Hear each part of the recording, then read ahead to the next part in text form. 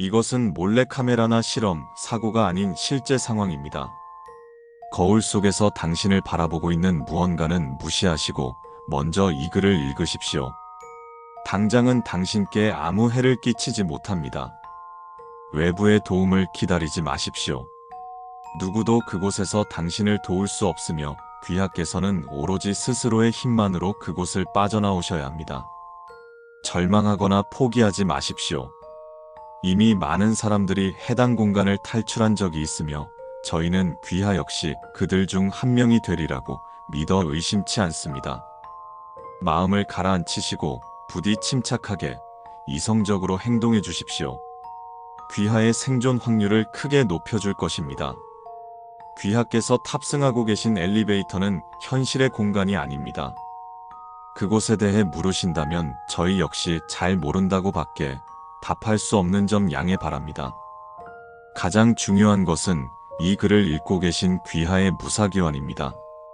부디 의문점은 잠시 접어둔 채 해당 목표를 위해 최대한 노력해 주십시오. 이성적인 사고가 가능할 만큼 마음을 충분히 가라앉히셨다면 다음 페이지를 넘겨주십시오.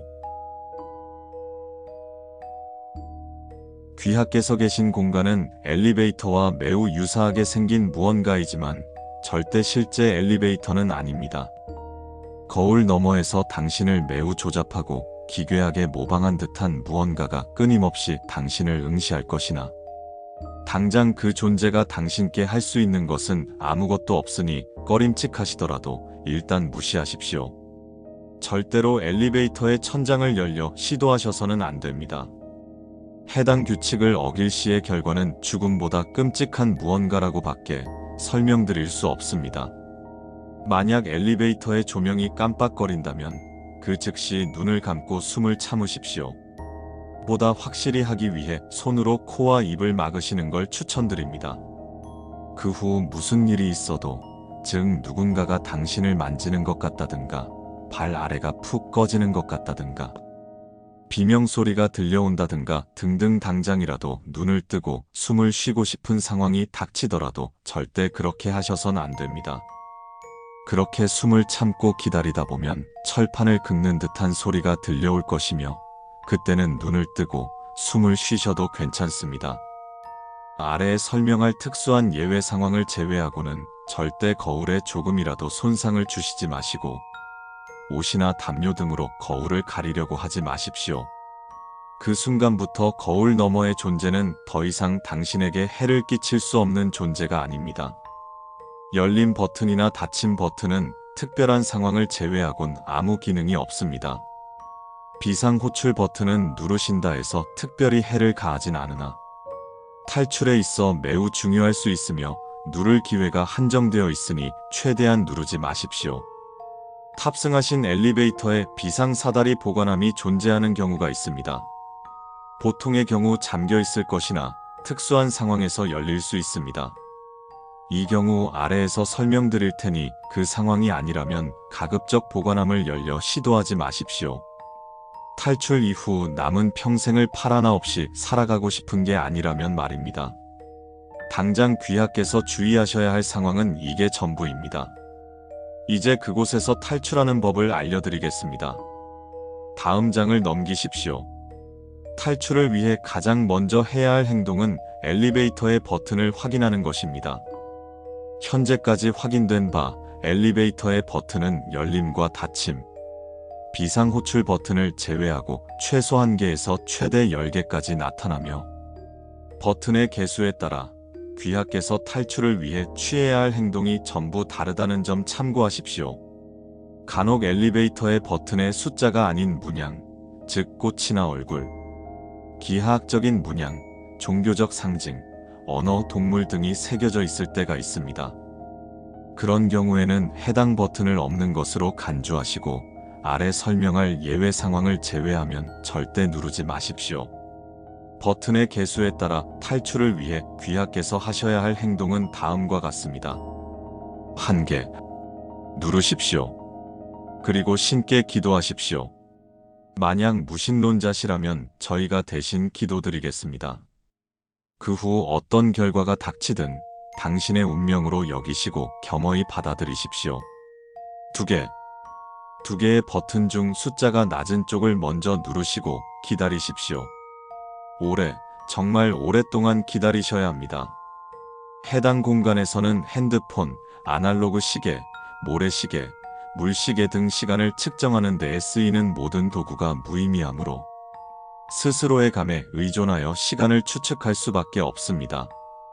저희가 드릴 수 있는 해답이 기다려야 한다는 것입니다. 해당 공간은 노화가 진행되지 않으며 허기나 갈증 역시 느껴지지 않습니다. 지병이 있으시다면 최소한 더 이상 악화되지는 않을 것입니다. 아주 오랫동안 너무나 오래되어 스스로의 이름조차 희미해지고 내가 누구인지조차 기억할 수 없을 때 도저히 더 이상 버틸 수 없으시다면 나머지 버튼을 누르십시오. 충분히 기다리셨다면 현실로 돌아가실 겁니다. 부족했다면 유감입니다. 그리 편안하진 않을 겁니다. 3개. 가장 낮은 수의 버튼 2개를 누르십시오. 순서는 상관없습니다. 똑같은 버튼이 2개가 있다면 수의 크기와 상관없이 그 버튼 2개를 누르시고 3개 모두 같은 버튼이라면 아무거나 누르십시오. 버튼을 누르셨다면 엘리베이터가 움직일 것입니다. 움직임이 멈출 때까지 기다리십시오. 그리 오래 걸리진 않을 겁니다. 움직임이 멈췄다면 남은 버튼을 누르십시오. 엘리베이터 문이 열리고 반대편에 현재 계신 엘리베이터와 매우 유사하게 생긴 또 다른 엘리베이터가 존재할 겁니다. 해당 엘리베이터로 옮겨 타십시오. 원래 엘리베이터에 남아있는다는 선택지는 고려조차 하지 마십시오. 자살을 원하신다면 훨씬 편한 방법이 많습니다. 운이 좋다면 옮겨 타신 엘리베이터는 현실일 것이며 당신께서는 무사히 현실로 귀환하신 겁니다. 운이 나쁘시다면 옮겨 타신 엘리베이터는 버튼의 개수만 달라진 이곳의 엘리베이터일 것입니다. 옮겨 타신 엘리베이터의 버튼의 개수에 따라 이 매뉴얼에 적힌 대로 행동하십시오. 4개. 가장 이상적인 경우입니다. 4개의 버튼 중 4가 적힌 버튼이 딱 하나 존재할 때 그 버튼을 누르십시오. 이때 4는 아라비아 숫자든 로마 숫자든 영어든 한자든 상관없습니다. 당신이 그것을 명확히 4라고 인지할 수 있는 것이면 충분합니다. 단, 혹시 4개의 눈이 새겨진 버튼이 존재한다면 절대 누르지 마십시오. 그것을 누르고 싶은 매우 강한 충동이 일 것이나 참아내셔야 합니다. 해당 버튼을 누른 이후의 결과는 인간의 언어로 설명할 수 있는 것이 아닙니다. 4가 적힌 버튼이 2개 이상이라면 비상호출 버튼을 누르십시오. 그 후 눈을 감았다 뜨시면 버튼의 개수는 그대로이나 그 숫자나 문양이 바뀌어 있을 겁니다. 4가 적힌 버튼이 1개만 존재할 때까지 해당 과정을 반복하십시오. 4가 적힌 버튼이 딱 하나일 때 그 버튼을 누르신다면 당신께서는 무사히 현실로 귀환하실 수 있으실 겁니다.